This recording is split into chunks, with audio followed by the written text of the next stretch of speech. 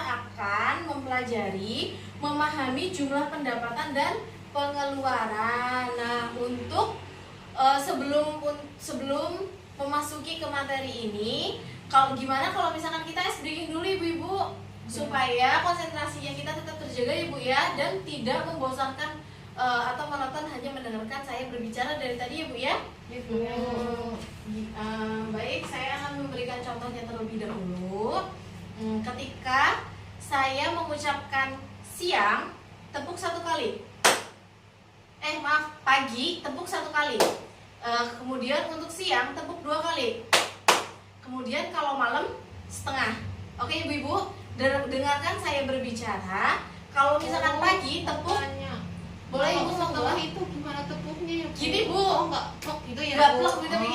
Nah, gitu bu, kayak tahan gitu ya bu ya. Kalau pagi gimana ibu? Sekali, Bu. Siang 2 kali. Pok gitu. Ya, kemudian kalau malam ibu? Malam begini aja, Bu. Iya, nanti kalau misalkan ada yang salah, ibunya nanti memperkenalkan diri ya bu ya. Oke, Bu. Dari desa mana gitu ya bu ya. Oke, Bu. Bisa kita mulai ibu? Oke, monggo. Ya. Pagi, malam, pagi, siang, malam, pagi, siang, malam, pagi, siang, malam, malam, siang, malam, siang, pagi, malam. Bu Retno, kenapa tadi pas pagi tidak tepuk tangan ibu? Melamun, Bu. Oh, melamun. Harus konsentrasi ya bu ya. Coba memperkenalkan diri bu, atau mau nyanyi? Aku nyanyi lah, Bu. Isi. Buat kenapa-napa, memperkenalkan diri saja ibu. Nama nih, Bu. Nani kulo Retno, Bu. Tinggalnya di mana ibu? Saya tinggalnya di Jatinegara, Bu. Terima kasih, Bu Retno. Kita kasih tepuk semangat dulu ke Bu Retno ya. Tepuk semangat. Semangat. Iya.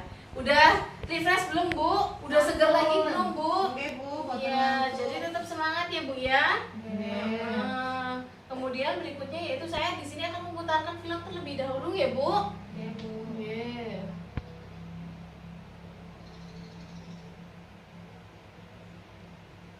Ibu-ibu, uang rumah tangga perlu dikelola agar pengeluaran bisa seimbang dengan pendapatan. Semakin terbatas pendapatan kita, semakin harus terampil kita mengelola uang rumah tangga. Bagaimana caranya? Mulailah dengan menghitung dan mencatat perkiraan pendapatan dan pengeluaran keluarga setiap bulannya. Kemudian tentukan pengeluaran apa yang termasuk kebutuhan dan apa yang termasuk keinginan. Kurangi, tunda, atau kalau perlu, batalkan keinginan agar pendapatan bisa seimbang dengan pengeluaran. Selanjutnya, buatlah anggaran bulanan, yaitu rencana pengeluaran yang seimbang jumlahnya dengan perkiraan pendapatan dalam 1 bulan. Utamakan pengeluaran yang merupakan kebutuhan. Seringkali beberapa anggota keluarga perlu uang secara bersamaan untuk kebutuhan yang berbeda. Bicarakan dan sepakatilah bersama kebutuhan yang harus didahulukan.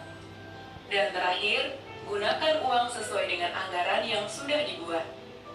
Kita bisa memakai sistem amplop dan membuat catatan kas harian untuk mengendalikan pengeluaran. Nah, ibu-ibu, bagaimana? Mudah kan?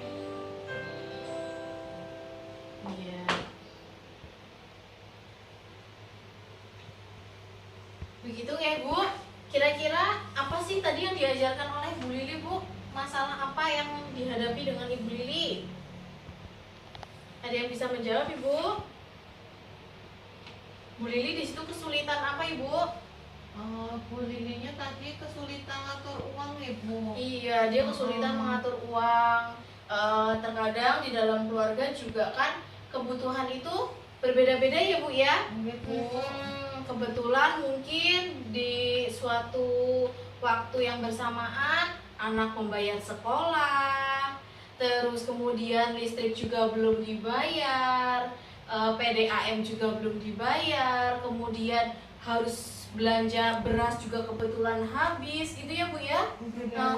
Kadang-kadang masalah-masalah seperti itu tanpa terduga sering terjadi ya Bu ya. Oke Bu, sering banget Bu. Di situ juga Bu Lili mengajarkan bagaimana caranya untuk menghadapi masalah keuangan tersebut ya Bu ya. Oke. Di situ dijelaskan tadi gimana Bu caranya?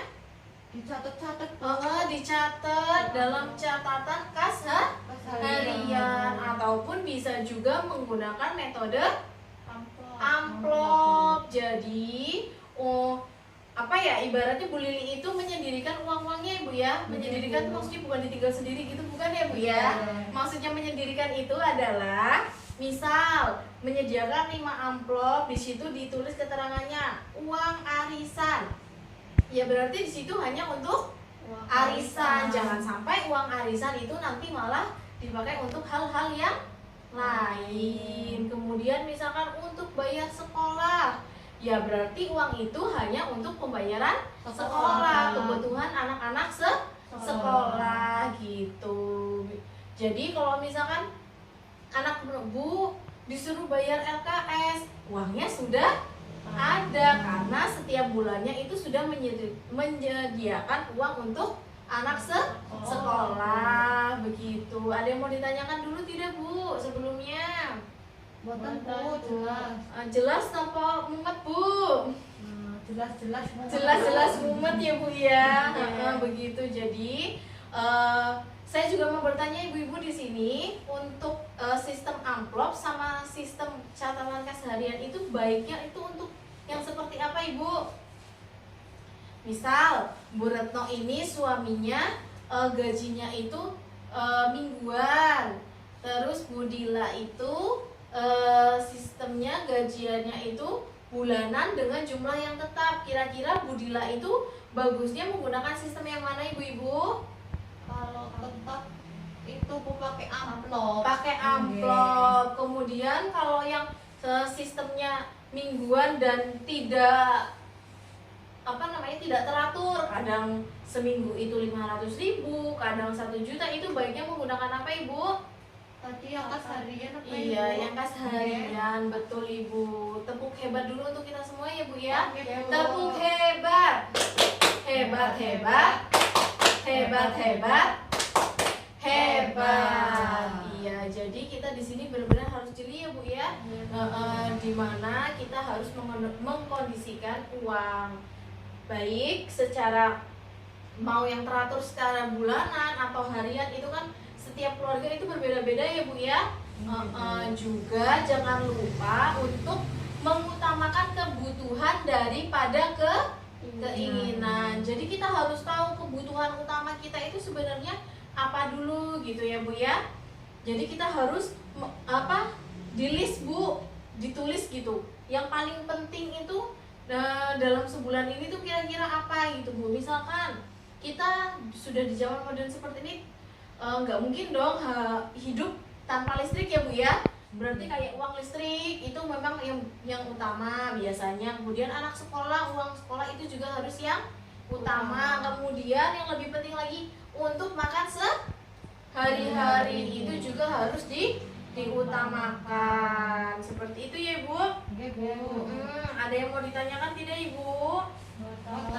Iya, jangan sampai kita tidak bisa mengelola keuangan rumah tangga sendiri ya Bu ya. Malah sampai kadang-kadang keuangan kita limit ya Bu ya, sampai harus berhutang.